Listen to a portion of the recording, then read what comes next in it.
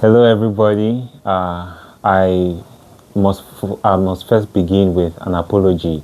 We are expected to have been live on YouTube, but because of some circumstances beyond our control, we've not been able to go live. But we promise we are working on it, the technical bench, so that subsequently we can be live on YouTube while broadcasting. But for today, our message still stands. And before we begin, I'll ask two questions. The first one, if you were given an opportunity to change this world, if you were given an opportunity, no matter how little, to change this world, will you grab it by the horn, or you think that this is the world is so bad, it's gone so bad that you can't actually possibly change the world? Is that what your notion would be? And then the second question, is it easier to inform the mindset of a child, a little child, very little child, probably still sucking, or an adult, full of age? Definitely a little child, right? Exactly. Because the little child at that time has no basis for anything. It's not yet hardened, okay? And you can easily instruct that child. But for an adult who has already laid bases and foundations of information stored and locked up, it's really very difficult to inform that person, that individual. But what is the relationship between these two questions? Now, a child, is very young, very, very young, and you might be wondering, how can a child change the world? How can a child change the world? The world is so huge, and when you look at the whole world, you're overwhelmed. How can we change the world? But look at it this way. The world is made up of continents, okay? The world as the earth is made up of continents, and continents of countries, and countries made up, built up from provinces or regions, depending on which constitution you have. And then regions or provinces are built up, according to my own country, it constitutes divisions, and then divisions, subdivisions, and we get right down to the family, which is the basic unit of the society, the family. And that is where training begins, because if you can influence the family, you can influence your community, you can influence your social group, you can influence your subdivision, your division, and whatever the divisions are, okay, right up to the whole world. That is how change begins. But then, the topic of today's session is the gateway to two life paths. The gateway to two life paths. And this gateway is pregnancy, but it opens way before pregnancy. All right? It opens when a young man, not necessarily a young man, but a man and a woman, partners, okay, basically, decide to say, yes, we want to have a child. We want to have a child. And that is the most noble and divine decision ever made on earth while we live as human beings. And why is that? Many people might differ with me. Many people will differ with me on this as to the best decision that could ever be made, the most noble of decisions to be made. But right from Genesis chapter 1, verse 28, we learn. In fact, I would like to read. The NIV version says that God blessed them and said to them, be fruitful and increase in number. That means fill the earth and subdue it. Be fruitful, fill the earth, subdue it. Fill the earth, and then subdue it. Have. That's actually a principle. Be, do, have. Be fruitful. What do you do? Fill the earth. And then what do you have? You have authority over the earth. You subject the earth to your authority as human beings. That is a whole nother principle that I learned from Dr. Myron Golden. We can take a whole different session to explain what that is and how that holds in our session. But this, by God's institution, is the most noble. Be fruitful. That's the first commission that was given us as human beings. Be fruitful. And so that's why I say that it's the most noble decision to have a child. So first of all, congratulations to you. If you are pregnant, you successfully are pregnant, congratulations.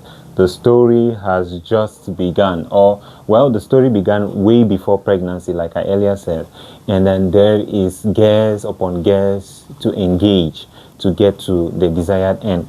But if you did not successfully get a pregnancy or achieve a pregnancy, I really am sorry about that.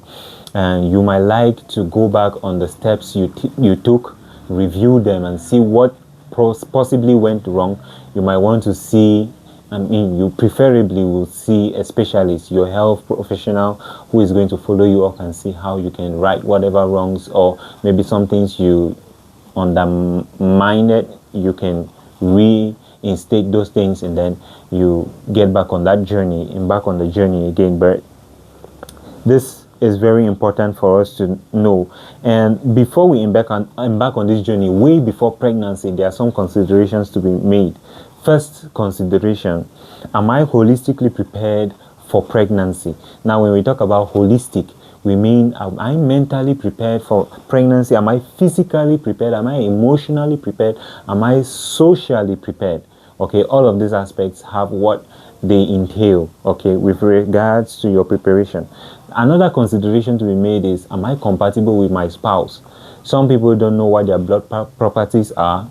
I advise you to be able to be sure of this, and then know the person you desire to have a child with. Is my blood or are my blood properties compatible with this person? Another thing you have to know, or you would really love to know, is what is my fertile period as a woman, or as a couple? What is my wife's fertile period? Asking the question as a man, what is my wife's fertile period? A very important question for both of you to know as partners. Why is that? Because you might be wanting to meet at a time when she is not fertile, and there is no way that you're going to get pregnant if she is not yet fertile. All right, except that you're close to that time period, and so it's actually difficult for you to achieve a pregnancy if you're not in your fertile period as a woman. All right, and so you have to know, is this my fertile period? Another consideration, the last but not the last of, a conclusive list, is, do I have a regular period? How many days does my menstrual cycle last? Does it alternate? Is it a straight 28 days? Is it straight 29 days? Is it straight 30, 31 days? It's very important to know that if your period is not fixed, if it does not have a fixed number of days, very, very possibly you might not be able to have a fixed fertile period, and thereby not be able to program yourself, okay, to know when actually you can optimize meeting or having a pregnancy. So after making these considerations, I just want to highlight something about incompatibility of partners. You know, many people have forgotten, or they have laid this part aside, and they have lost pregnancies. They lost this pregnancy, they lose the next one, they lose and after losing 2 pregnancies, it becomes habitual miscarriage. Okay, habitual miscarriage. So you keep losing pregnancies, and you're wondering what is happening. Maybe, just maybe, there is a factor in your blood that is fighting the factor in your partner's gene or genetic constitution that is preventing you from having a pregnancy, or allowing the pregnancy go to 9 months. Maybe that has been the reason for your many miscarriages, and I'm really sorry if that is the situation. Other people, they successfully have the child. They go through 9 months of pregnancy, they put to birth, but then this child lives with an illness for the rest of his or her life, and maybe is not able to live fully, and dies at a certain age because of the limitations of that illness. So this I cannot overemphasize. Know your blood properties, know your partner's blood properties, and know if both you are compatible. All right. And when you get pregnant, congratulations, here it is a pregnancy. There are some considerations still that you have to make. First, book a clinic, antenatal clinics. There is actually a video on this very channel, My Best Pregnancy Experience Yet, that talks about ANC antenatal clinics, if they are important or not, if you should consider them or not. But I advise you, take this very important. all right, in your pregnancy, you should be followed up by someone who is capable of identifying what is normal, what is abnormal, giving you the right advice to nurture, to grow your pregnancy, your child in there till the time when you are born. And he would even give you advice. In fact, these are some things that are being done in antenatal clinics, in case you never knew that. There is the first session, which is the booking session. Very, very important. In fact, a few things that make this very important and irreplaceable is in that first clinic, which is the booking clinic, a lot of you are being studied as a human being. You're studied, your blood properties, everything that relates to you is studied. Your working history, your partner, your family, genetic material that is transmitted through you, okay, through the blood, that will be transmitted subsequently to your children. All of that is studied. Your last menstrual period also is done. Pelvic ultrasound and echography is also done. That will enable your care providers to know when, probably around which period, you should expect to put to birth. This is very important, because just being pregnant and saying, okay, maybe I might put to birth next month, or maybe the month thereafter. If I don't put to birth next month, then it will be the following month. That is going to leave you in a mess, because you are just guessing. But at least when you know that this is the time I should be expecting this, if something happens or the child comes before then, you will be alert to know that this is before. If the time passes, okay, if the time passes and goes way far, you also know that the time has passed, okay, the time around which I should normally have this child. So it's very important. That is one thing that is done during booking clinic, and you cannot avoid this. This also, you should not avoid this, all right? This also is important for people with high-risk pregnancies. High-risk pregnancies are those pregnancies that pose risks to the mother or the baby, all right? They pose health risks to the mother or the baby. These people absolutely need to be followed up, so that you might be advised on what to do, what not to do, to avoid probably the problems that you have undergone in previous pregnancies. Okay, if you have been operated upon before, okay, you should definitely enroll with your health provider, be followed up, so that what maybe cost you, all right, to be operated upon in the previous pregnancy might not repeat itself, especially if it was a danger sign, or a sign that put your life at risk, or the life of the baby, or both your lives together. All right. Another thing that will be considered within that or those antenatal clinics, okay, know that for every pregnancy you might have different number of clinics that are needed for you before you put to birth, okay? But then the WHO, the World Health Organization, require that a pregnant woman does at least 8 antenatal or prenatal visits before delivery. All right, but like I said earlier, they could vary. They could go more than that 8, depending on how necessary it is for you. Okay, it might be a pertinent issue that needs to be followed up a lot more scans to be done, all right, than the usual. Okay, it just depends on how your pregnancy poses. And remember, there's no 2 pregnancies, even in the same woman, are the same. Okay, another thing that you would need to do is, there are some supplements that are given during these antenatal clinics or prenatal clinics that are very necessary for you. Okay, some things that you cannot take through your diet. In fact, talking about diet, I encourage you, diets give you the nutrients you need natural. Those are the best for your system as a human being. But there are some things, due to one condition or the other, that you can't get. Some nutrients you can't get through nutrition, which you can get through supplements. And these supplements are given you because you are now 2 of you, yourself and the baby. So you need more than what you normally needed when you were an individual. All right, and these supplements are given. For instance, folic acid. You're required to take about 400 micrograms of folic acid every day. That is just one, and this goes well to build the red blood cells of in fact in your body, and then thereby supplying the baby with red blood cells.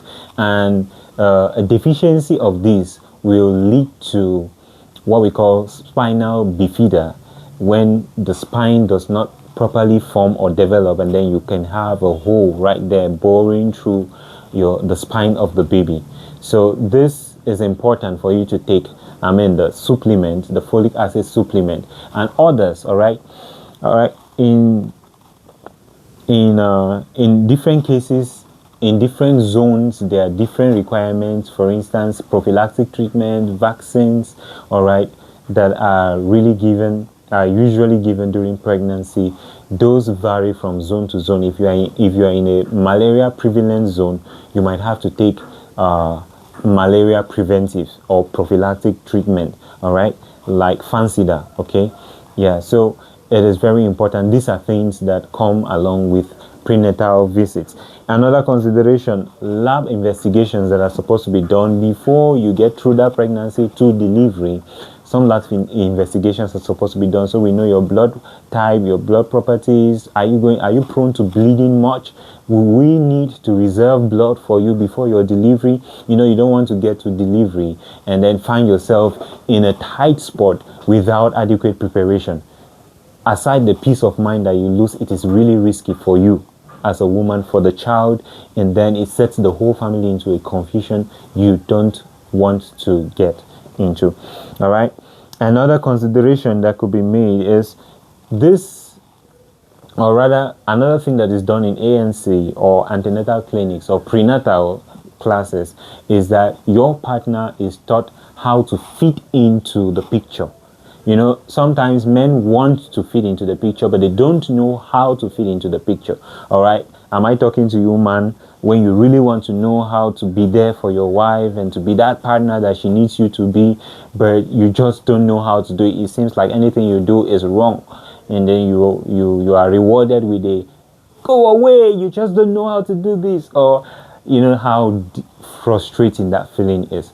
So in antenatal clinics, you are taught how to do it, and you are taught why you should do it that way, so that you are made better prepared and equipped to be that partner that you are supposed to be to her during that time period.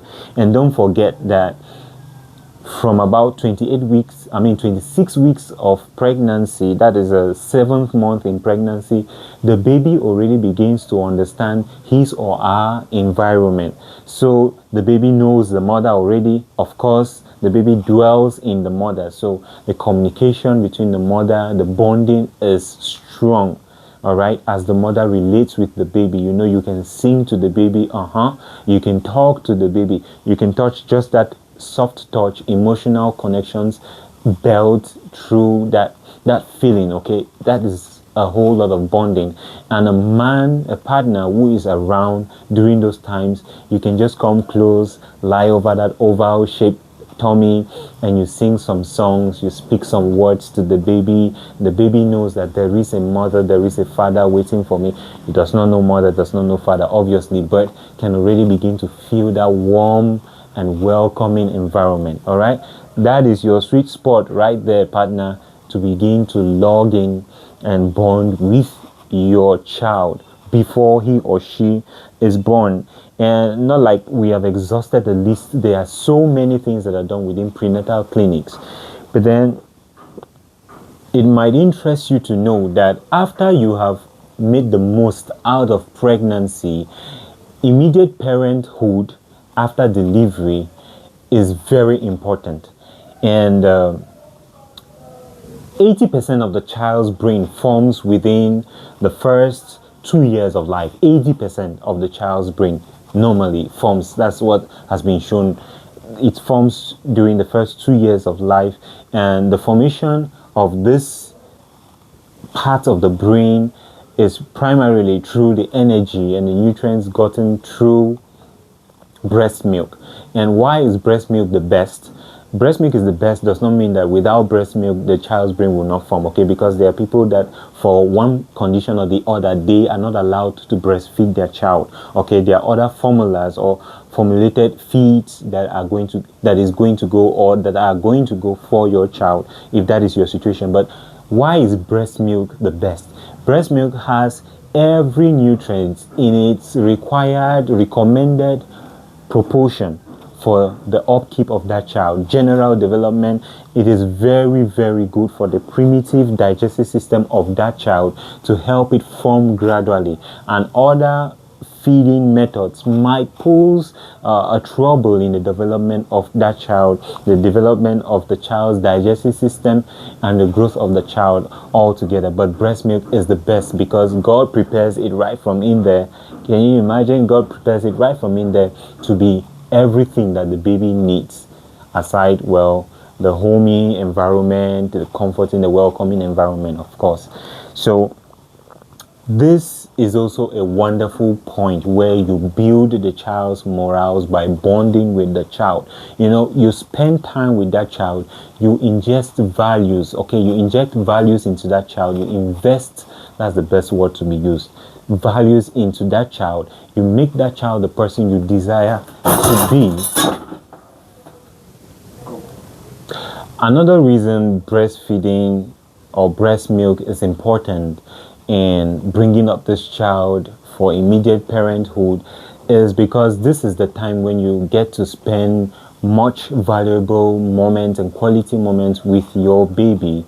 And that's when the baby knows that there is a family right here for me. There is someone who loves and cares for me.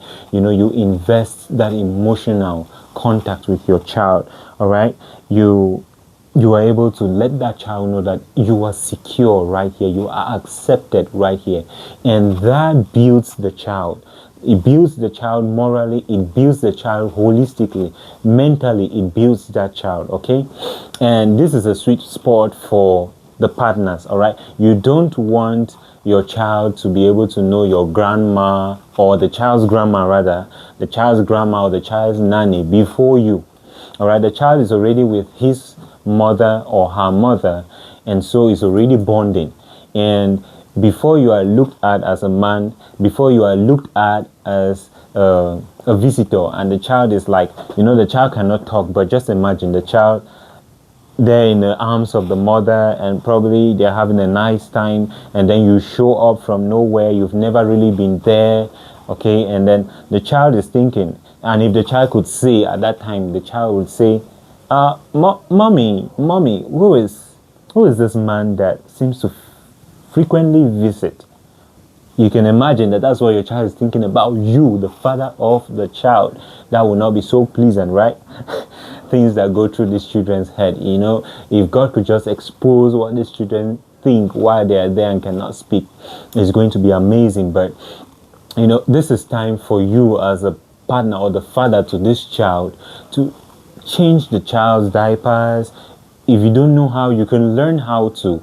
You know, even women learn how to do this. So why not we as men? We learn how to change the diapers, learn how to dress up the baby, learn how to give the baby a bath, learn how to walk the baby, sing songs to the baby, tell stories to the baby. Of course, teach the baby what you want the baby to know. Build the baby up from that point, and that time of the baby's life. That is investing into the baby to make sure that the baby becomes an asset. And this leads us to two life paths.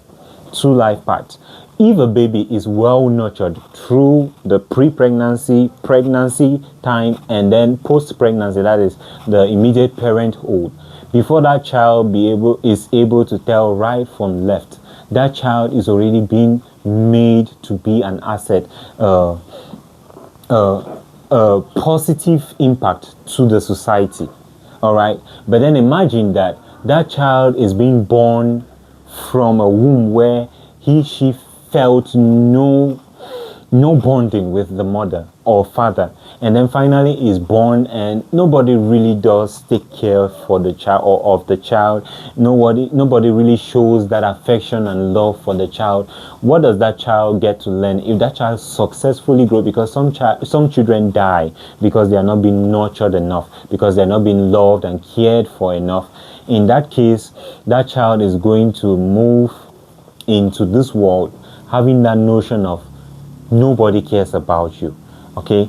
Nobody cares about you. So just do what you have to do. Make it through each day. and that's the motto of the child.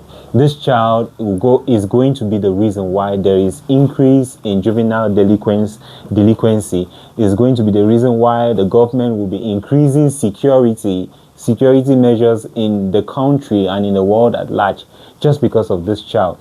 And it's not just going to be an impact on the society where we'll have these thieves and prostitutes being increased on the roadside or by the roadside, making the whole place insecure. But that insecurity begins at home, because that child would tend to disrespect you. That child would bring disgrace and shame to you as the parents. That child is going to bring dishonor to you right within the house before the society faces its own moral ills as a result of the wrong upbringing of this child.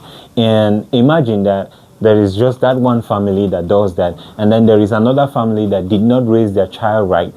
Okay, and then all those families in the world, the whole world, so overwhelming, but all the families that make up the world, imagine the number of people that could result from lack of proper training, all right, and the kind of chaos that we are investing into the next generation. If we call this time bad, then imagine what tomorrow, the future, looks like. Okay, so this is how you make the most of pregnancy. This is how you make the most of the time before pregnancy. And you might be asking yourself, oh, I'm already pregnant, what do I do? Well, you can make the most out of where you are right now. You have not yet put to birth, you still have an opportunity. Maybe you just put to birth, you still have that opportunity to show that child that you love her, you love him, he is at home, you can invest principles and values into that child that are going to change not just your family, not just your society, not just your country, not just the continent, but the whole world at large, when that child is able to make decisions that is going to move the needle in the favor of positive and not negative. And this is very important, should be done by the father and the mother, but let us not be ignorant of this. It is a spiritual affair. It is a spiritual affair, and that's why you need what you can't have in bringing up these children. I met with a woman who was lamenting very seriously. In fact, she was talking to herself, literally. She kept talking to herself over minutes. And so I decided to walk over to her and ask her, what is the problem? What troubles you? And while she spoke, I realized that she is the mother of a woman, a lady that just put to birth. So her daughter just put to birth, and that was the second delivery with a different man, and this time a married man. And the mother was lamenting, and she recounted that she is a preacher. She is a teacher of God's word. How can her child do this to her? She never did this while she grew.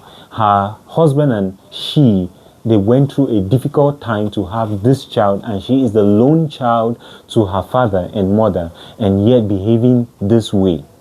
And this brought a lot of pain to the mother's heart. She told me to herself that she never knew that this was the situation. But when she got to talk and ask about this child, and she realized that it was a married man's child, and she tried to caution her daughter. This is what her daughter told her.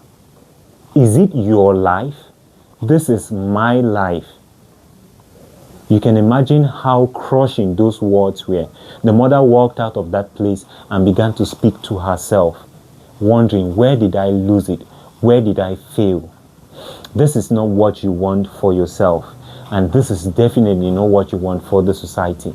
I know that the best time to have built the society was then, but if you missed that opportunity, the next best opportunity is now.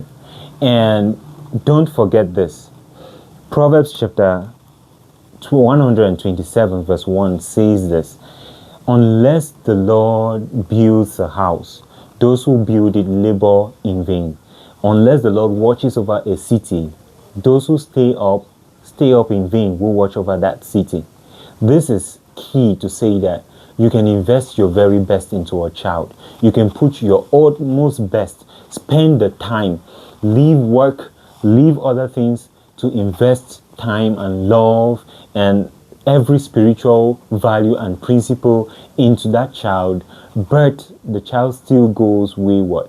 That is why we need God absolutely, because in such situations, God is the only one who can change even the stony heart, the most stony of hearts, into heart of flesh, and then instruct that child in the way he should grow. All right, but the scripture still stands that says, train up your child in the way you should grow, or he should go, and when she is old, they will not depart from it. This scripture is tested and proven. You can try it out. So what do we do? Remember something.